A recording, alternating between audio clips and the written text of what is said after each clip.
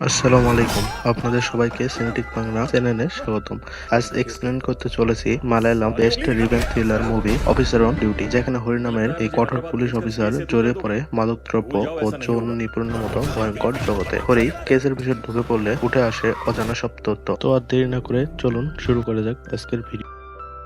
কাহিনীর শুরুতেই জোসেফ নামের এক পুলিশকে দেখানো হয় যে সুসাইড নোট লিখে আত্মহত্যা করে। তারপরে সিন চলে আসে হায়দ্রাবাদে এক থানায়, যেখানে একটি বাস এসে দাঁড়ায়। এসআই কি হয়েছে জানতে চাইলে বলে এই বৃদ্ধ মহিলাটির গলার চেন নাকি এরা কেউ চুরি করে নিয়েছে। এসআই বলে চেন চুরি করেছো, দিয়ে দাও, এখনই সিআই স্যার চলে আসবে, তখন ঝামেলা আরো বাড়বে। তখন মেয়ে দুটো বলে আমরা চেন নেইনি। এর মাঝে সেখানে সিআই হরিশঙ্কর চলে আসে। সে সব ঘটনা শুনে এসআই কে বলে লেডি কনস্টেবল নেই। এসআই বলে তার লিভে আছে। হরি তখন মেয়ে দুটোকে জিজ্ঞাসাবাদ শুরু করে। তারা বলে বৃদ্ধাটি মিথ্যে বলেছে। এতে হরি রেগে গিয়ে মেয়েটির চুলের মুঠি ধরে মেয়েটিকে বলে সে প্রেকেতে। হরি আরো রেগে গিয়ে মেয়েটির পেটে লাথি মেরে বলে আমার সামনে মিথ্যা বলবেন। তখন অপর মেয়েটি বলে একে ছেড়ে দিন, চেনটা আমার কাছে আছে। এখানে আমরা জানতে পারি হরিকে নতুন পোস্টিং দেওয়া হয়েছে ডিপ্রোমোট করে। এরপর অন্য এসআইটি হরিকে বলে কেস রেজিস্টার করবো কিনা। হরি তখন বলে কেস রেজিস্টার না করতে, এতে বৃদ্ধা লোকটির কষ্ট হবে, বারবার কোর্টে আসতে হবে এজন্য। এরপর অরুণ নামের এক বাস কন্ডাক্টরকে থানায় আসতে দিই। এসে বলে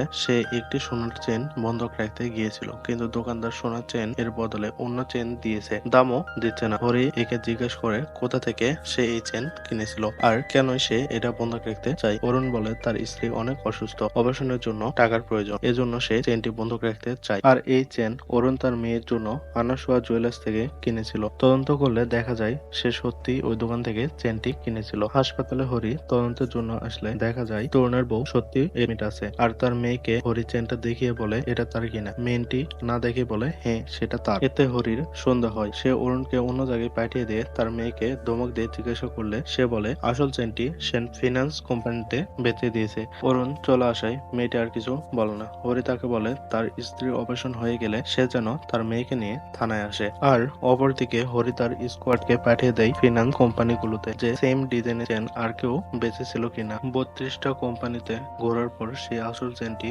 পাওয়া যায়, কিন্তু তার সাথে আরো দুটি সোনার চেন বন্ধক রাখা হয়েছিল। হরি জানতে পারে একটি চেন অরুণের আর অন্য দুটির মধ্যে একটি জোসেফ নামের এক পুলিশ কিনেছিল, আর সে তখন মারা গিয়েছিল সুসাইডে। আর তৃতীয় চেনটি কার তা জানা যায়নি, কিন্তু কোন দোকান থেকে কিনেছিল তা জানা গেছে। এরপর হরি জোসেফের বাসায় যায় তদন্ত করতে। তখন জোসেফের মেয়ে চেনটি দেখে বলে এটা তো আমার চেন, আমি যখন টিউশন থেকে আসছিলাম তখন এটা ছিনতাই হয়ে গিয়েছিল, আমি বাবার সাথে গিয়ে পুলিশ স্টেশনে কমপ্লেনও করেছিলাম। এর পরের সিনে দেখি হরির স্কোয়াডের দুজন তৃতীয় চেন কে কিনেছিল সেটা জানার জন্য দোকানটিতে যায়, আর কাস্টমারের নাম দেখে তারা অবাক হয়ে যায়। ডিএসপি কে কল করে ডিটেলস বলে। ডিএসপি বলে হরিকে এটা না জানাতে। আর এদিকে হরি স্টেশনে ফিরলে এখানে অরুণ আসে। হরি বলে তোমাকে না তোমার মেয়েকে নিয়ে আসতে বলেছিলাম। হরি বলে তোমার মেয়ে সোনার চেনটা বদলে নগদ চেনটা রেখেছিল। এতে অরুণ রেগে যায় আর বলে আমার মেয়ে এমন না। হরি বলে হসপিটালে যখন তোমার মেয়ের সাথে কথা হলো তখন সে বলেছিল একটি ছেলেকে সে ভালোবাসত,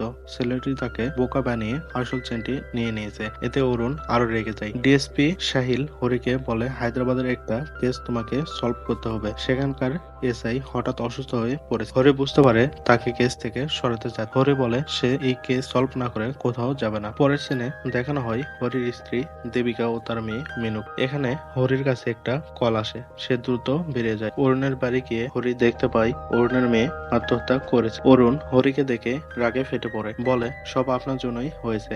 আপনার সাথে কথা বলার পরই ও কেমন ভয় ভয় পাচ্ছিল। আপনি আমার মেয়েকে মেরেছেন। প্রতিবেশীরাও হরির উপর রেগে যায়। হরি বলে এর পিছনে অন্য কেউ আছে আর আমি তাকে খুঁজে বের করবই। হরি অরুণের মেয়ের ঝুলন্ত লাশ দেখে অসুস্থ হয়ে পড়ে। হরিকে তৎক্ষণাৎ বাড়িতে পাঠানো হয়। হরি বাড়ি এসে দেবিকাকে বলে আমাদের মেয়ে চিত্রা কোথায়। হরি ঘরে গিয়ে মেয়েকে না পেয়ে আরো চিল্লাতে থাকে। দেবিকা বলে তুমি আমার মেয়ে চিত্রাকে মেরেছো। এরপরে অতীতের ঘটনা দেখানো হয়। শ্যাম নামের একটি ছেলে থমাস নামের পুলিশের মেয়ের সাথে ভালোবাসার নাটক করে তাকে নেশা করিয়ে তার এমএমএস তৈরি করে তাকে ব্ল্যাকমেইল করছিল। থমাস ব্যাপার জানতে পেরে শ্যামকে অ্যারেস্ট করে থানায় নিয়ে আসে। হরি শ্যামের ল্যাপটপ ঘাটলে তার নিজের মেয়ের চিত্রের এমএমএস ও খুঁজে পায়। হরি রেগে শ্যামকে মেরে ফেলে। যেহেতু থমাসের অবসরের কয়েকদিন বাকি ছিল তাই সে তার উপর সব দায় নেই। তারপর সাহিল দেবিকাকে কল করে সব জানালে সে তার মেয়ে চিত্রাকে জিজ্ঞেস করলে চিত্রা সব স্বীকার করে। এই বলে চিত্রা কাঁদতে থাকে। সেই সময় সেখানে হরি চলে আসে। চিত্রা তার বাবার ভয়ে দরজা লাগিয়ে দেয় আর দেবিকা হরিকে আটকানোর চেষ্টা করে।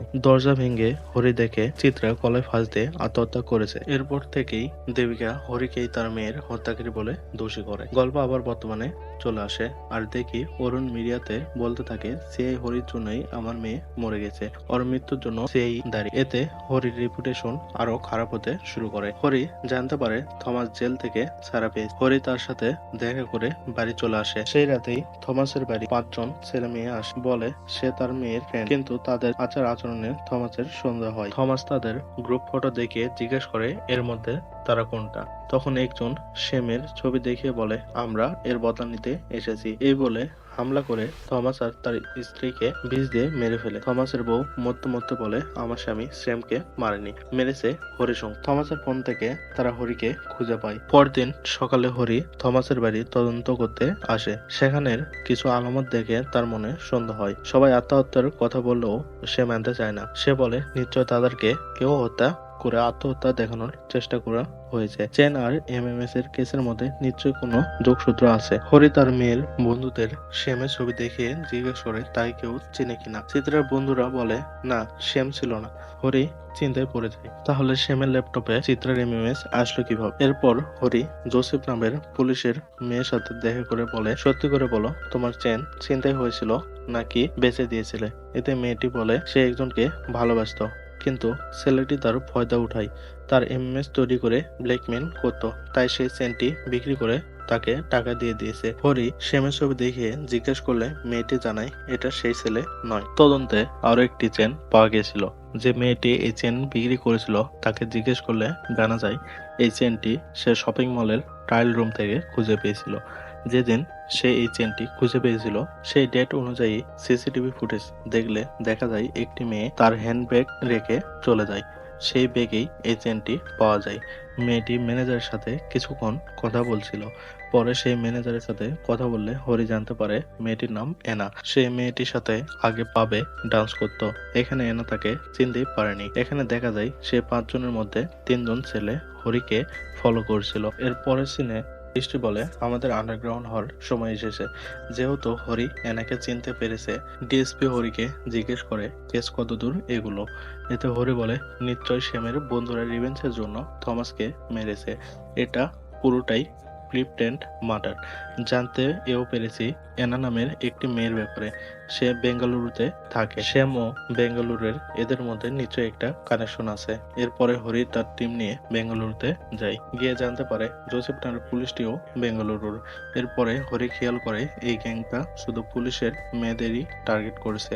অন্যদিকে সেই গ্যাংটা বেঙ্গালুরুতে ফিরে গিয়ে তাদের কাজ শুরু করেছে। মাদক দ্রব্য বিক্রি, মেয়েদের নেশা করিয়ে তাদের এমএমএস তৈরি, এসব। হরির টিম এনা নামের সেই মেয়েটিকে সব পাবে খোঁজে। একদিন একটা পাবে এনা নামের সেই মেয়েটিকে দেখা যায়, কিন্তু এনাকে যে ফলো করা হচ্ছে সেটা সে বুঝতে পেরে গাড়ি নিয়ে চলে যায়। পিছনে হরি তার টিম নিয়ে চেস করতে থাকে এনাকে। এনা ক্রিস্টিকে ফোন করে সব বলে। ক্রিস্টি বলে গাড়ি ভাগিয়ে তাদের পুরাতন আড্ডায় আসতে এনাকে, কিন্তু এনা রাস্তায় অ্যাক্সিডেন্ট করে হরি তাকে হসপিটালে এডমিট করে। এনা মারা যায়।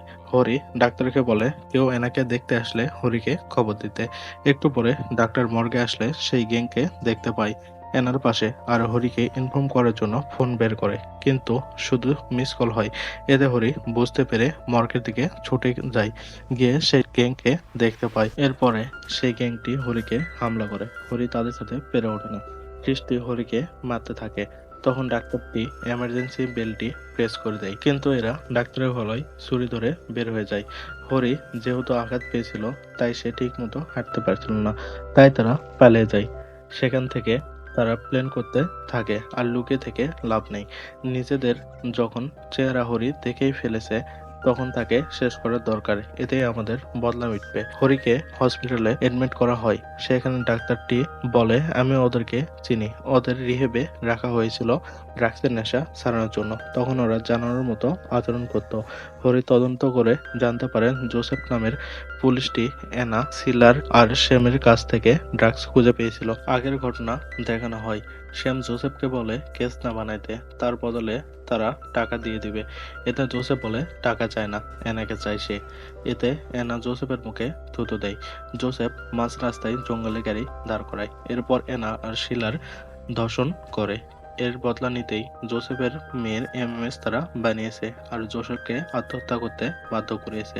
এরপর বাস কন্ডাক্টর অরুণকে ডেকে পাঠানো হয়। তাকে 3 জনের ছবি দেখালে সে তাদেরকে চিনতে পারে আর বলে একদিন তার বাসে এই 3 জন নেশা করছিল। তখন সে প্রতিবাদ করলে তাকে তারা মারে। অরুণ পুলিশ জোসেফকে খবর দেয়। সাহিল বলে এরা তোমার থেকে বদলা নেওয়ার জন্যই এরা তোমার মেয়েকে আত্মহত্যা করতে বাধ্য করেছে। অরুণ বলে আমার মেয়ের মৃত্যুর জন্য একজনই দায়ী, সে হলো হরি। হরি ভাবে সব ভিকটিমের সাথেই এদের সম্পর্ক আছে, তাহলে আমার সাথে নেই কেন? সাহিল হরির বউ দেবিকাকে তাদের ছবি দেখিয়ে বলে এদের চেনো নাকি? এরপরে দেবিকা বলতে শুরু করে। সেই বাসে দেবিকা তার মেয়ে চিত্রাকে নিয়ে তার বাপের বাড়ি যাচ্ছিল। তখন এই 3 জনকে দেখা যায় নেশা করতে। দেবিকা তাদের মানা করলেও শোনে না। দেবিকা তখন কন্ডাক্টর অরুণকে ডেকে সব বলে দেয় আর অরুণ পুলিশ জোসেফকে খবর দেয়। সব বুঝতে পারে হরি। ওই বাসের মধ্যে যাদের যাদের জন্য তারা ধরা পড়েছিল তাদের মেয়েদের সাথেই তারা ইমেজ বানিয়ে ব্ল্যাকমেল করছে। তখন হরির কাছে এক স্টাফ ফোন করে বলে আরো 2 জনের ডিটেলস জানা গেছে। ওদের গ্যাং অরুণকে ফলো করছে, হয়তো এবার অরুণকে মারা হবে। হরি ফোর্স নিয়ে অরুণের কাছে গেলে দেখতে পায় অরুণকে ছুরি দিয়ে আঘাত করা হয়েছে। তাকে হসপিটালে এডমিট করা হয়। হরির মন বলে দেবিকাও বিপদে আছে। অন্যদিকে দেবিকা তার ছোট মেয়ে মিনুকে নিয়ে বাপের বাড়িতে।